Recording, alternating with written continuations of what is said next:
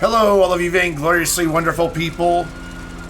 This is the Declasse Draugur, and I'm about to find out if it'll off-road in the snow. As we, just finished doing criminal damage, that's why you can hear sirens in the background, because, fire trucks are responding to the many things that we did to rack up the totals you see in the bottom right of your screen. By the way, Happy New Year. Welcome to 2023. This should be, the 2nd of January now? And I hope that if your New Year's Eve festivities went a bit hard, that your hangover is gone and that your Monday isn't too bad. Or if it is, maybe hopefully you just have the day off to celebrate New Year's an extra day. Either way, Happy New Year. I hope that your 2023 is very wonderful and filled with Vainglorious gaming. I mean, come on. This is what I do. I'm a content creator. That's my only source of income. So hey, I want you to spend the year with me. We have a lot to look forward to in 2023, including more Will It Off-Road. I mean, the series is entering like its 7th year. My channel will turn 8 years old in April. Twitch I will have been at for like 6 or 7 years in June. It's, lots of big anniversaries coming up. We just, at the end of last year, hit 2 million views right here on YouTube. So thank you for that. And thank you for a really good 2022. On YouTube, we continue steady growth. Every year is a better year than the last year on YouTube. Twitch, not so much. We've kind of stagnated over on Twitch. Views are down. New follows are down, new subs are down. So hey, if you're looking for a streamer, I stream 5 nights a week. Well, some of them during the day, but on the weekends we have 2 streams, and in the weekdays we have 3. So plenty of opportunity no matter what time zone you are in to join for a Twitch stream, and I'd love to have you. Just a variety of games over there. Very rarely GTA Online, lots of other stuff. But so let's talk about the Draugur, because we're nearly to the top of the mountain. This thing, if you're not aware, holds the record in Will It Off-Road in dry conditions with like a 212, I think. I had actually gotten like a 202, but then managed to not repeat that again on my second run, and we weren't recording for the first one, so oh well. But we are up, taking out hikers, 2 minutes, 21 seconds, so Will It Off-Road in the snow? Yeah. I mean, of course it will. It did fine. That's only 9 seconds slower than it did in the dry. So the snow did not really slow it down all that much. More than anything, it's probably the time difference there. A little bit of understeer because it's all-wheel drive and the snow's a bit slippy. And, of course, a little bit more wheel spin, so not able to put as much power down due to the low grip conditions of the snow. But still, not too shabby. Out of the 60 vehicles that we have tested in Will It Off-Road in the snow, it is, of course, number 1. So it holds the record here in the snow. Bye, donkey. See you later. And it holds the record in the dries. And I don't think either record is going to fall anytime soon. Here in the snow, it is 9.93, so basically 10 seconds faster than the Winnie Issy Sport, our former record holder, both in the dry and in the snow.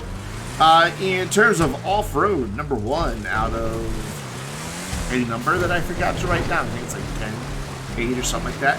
It is 23.3 seconds faster than the Camacho, which is kind of crazy. So yeah, just a fantastic off-roader. I've driven it a bit in the snow, though I've been driving more challenging vehicles, because it's just a lot of fun to have a car that doesn't have the best grip anyway, to drive it around in the snow. This is going to clearly get you around with very little drama, and you're just going to go where you want to go. You give yourself a little bit more room to brake and a few more seconds to get to your destination, and you're good to go. That was an amazing save. It was. You go back and watch it. Rewind, watch that save. I almost went off the edge, but managed to hit reverse as it spun around to pull me away from the corner, and then once the front end came back around, get right back on the gas and keep going in one loaded in motion, so it was kind of impressive.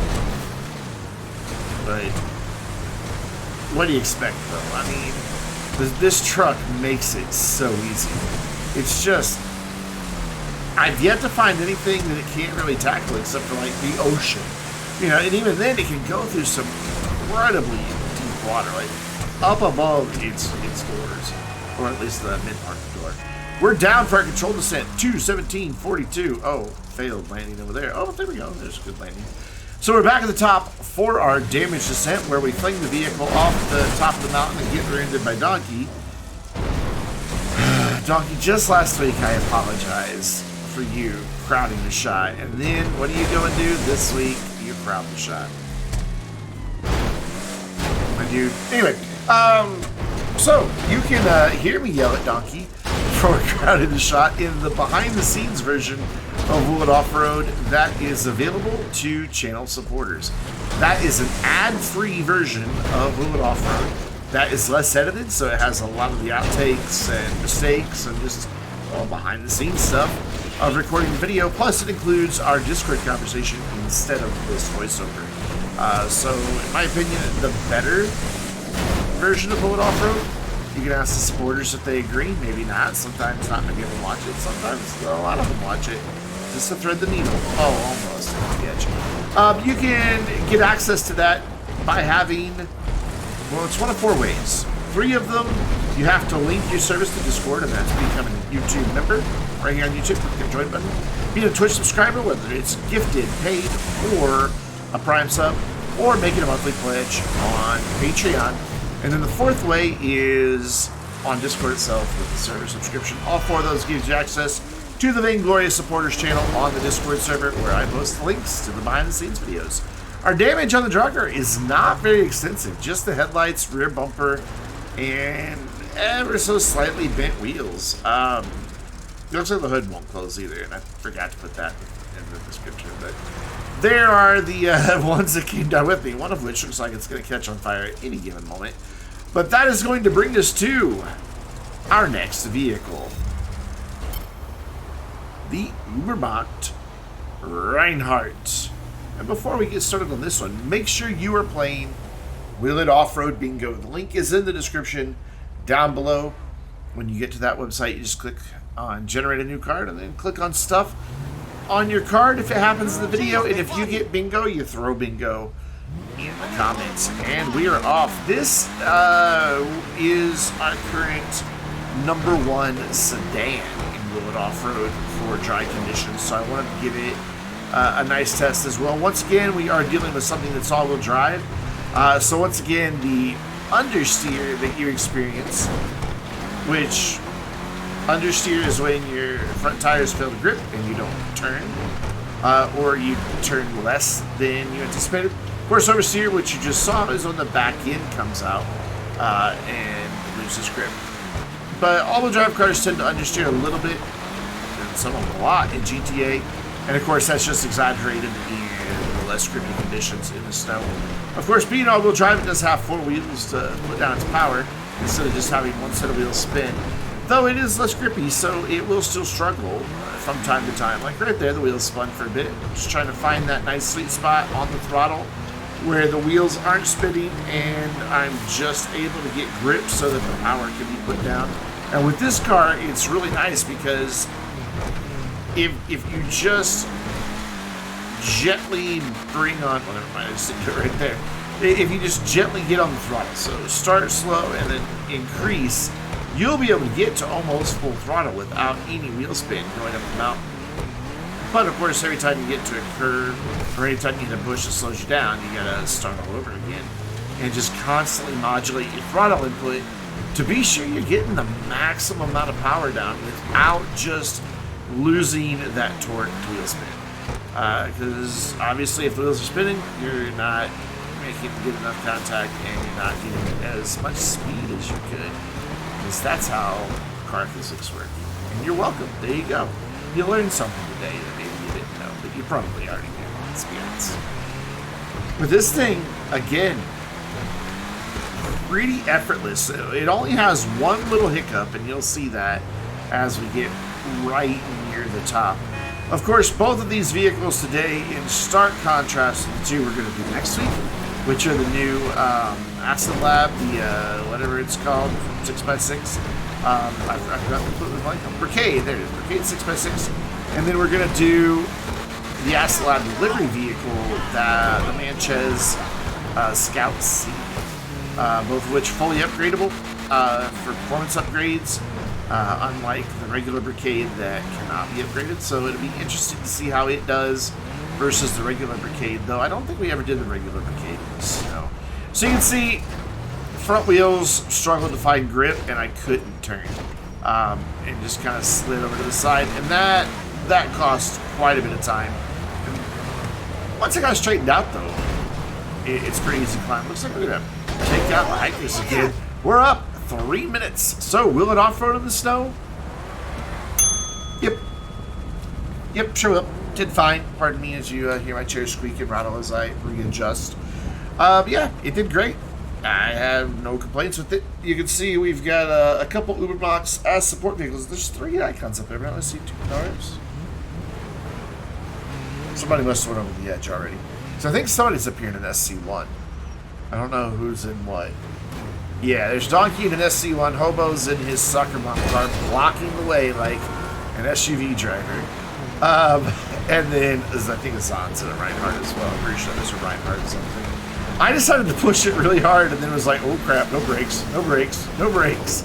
And into a bit of a trouble here, and this was my fault. I got overconfident in what the car could do, and yeah, I wound up down here with Donkey. However, I think he's in a rear-wheel drive car. I'm in an all-wheel drive car. All I need to do is find a place. Ooh, okay, I don't know who that was. All I need to do is find a place that I can start going up again. Donkey wanted the little push, so I was going to try to go over there and give it to him. I couldn't, so instead he uses up an atomizer. So I'm just trying to find a spot that I can get a little bit of grip here. I don't know who that is off in the distance. I can't quite... Oh, it's Donkey you got down there. I don't know who that other car is then right behind me. It sounds like another Rhineheart, so it must be Azan. So I'm pretty sure I should be able to get up here. If G-Fred has taught me anything, it's to look for the less steep slopes. But I didn't realize it got super steep right here, bumped at the edge, and then screwed it up, and now going back down. Don't worry, we'll get it. We'll get it. I'm not going to give up on the Rhineheart. I know it has capability, and both times we've slid down were my fault. The first time for overestimating, second time for going faster than I should have because I couldn't see. You can't tilt the camera up any higher than I had it tilted up. Right now, just trying to get some grip so I can go up instead of sideways and down. But I'm pretty sure, yeah, there we go. And then full throttle, why not? Because look at it go. A little bit of wheel spin, but then it just finds its grip. And look at this. This is kind of impressive. Look at that wagon go, man. To the point that I was worried I was going to fly over the other side. It had slowed down at the end. But we're back on the trail. Almost went right back off. I guess I haven't learned the lesson. I don't know. Because, oh, hi Malcolm. Go away, Malcolm. I just hanged up on it immediately. I wish they would stop calling. Like, come on, Rockstar. Be like, don't call again for 1 week. You know, 1 month, something. Hey, I know I ain't been on that laptop. I'm not going to be on that laptop. I own the biker businesses on my first character. The second character doesn't need them. There's literally no point. Oh, almost knocked his arm off. I got saved by a bush, probably, because I was going really fast and probably would have bounced off the other side. I know this is a bit of a long, controlled descent, and I kind of haven't been in control the whole time. 2 times I've definitely been very out of control, but we're still doing alright as we jump right over Holo. And definitely didn't have enough speed to be worried about anything there. You know what? Hobo, go honk at somebody else. Oh my god, he's still honking at me. Freaking SUV drivers, man. They tailgate you and honk at you. Nothing's ever their fault. I mean, seriously, who would drive an SUV? You don't know I would drive an SUV. Hyundai Tucson, 2022. It's kind of cool. I like it. Anyway, making our way down the last little bit of dirt and on 2 wheels. Once again, some good bit of driving there to save that. Almost got hit by the SUV again. Did get hit by the SUV and bombed a tree and recovered. Lost a door in the process. And Donkey died? I don't know how. I don't know if he got stuck again and fell coming down the mountain or what. I have no idea. But we're down 4 minutes, 17 seconds. Hobo's over there flying in the distance. There he goes. We can call that a good night. And I apologize to those of you on mobile. It is very dark. I know it makes it hard to see, but especially with black headlights and all that. Maybe when ray tracing gets added to PC finally, it'll look a little bit better. By the way, we never talked about numbers. Number 10 overall, 2.72 seconds slower than the Yosemite Rancher, 3.35 seconds faster than the Italian RSX. In the sedans, it's number 1 out of 3 that we have tested, 29.3 seconds faster than the Chiliad, and it took 34.75 seconds longer to get the Rhineheart up mountain in the snow than it did in dry conditions.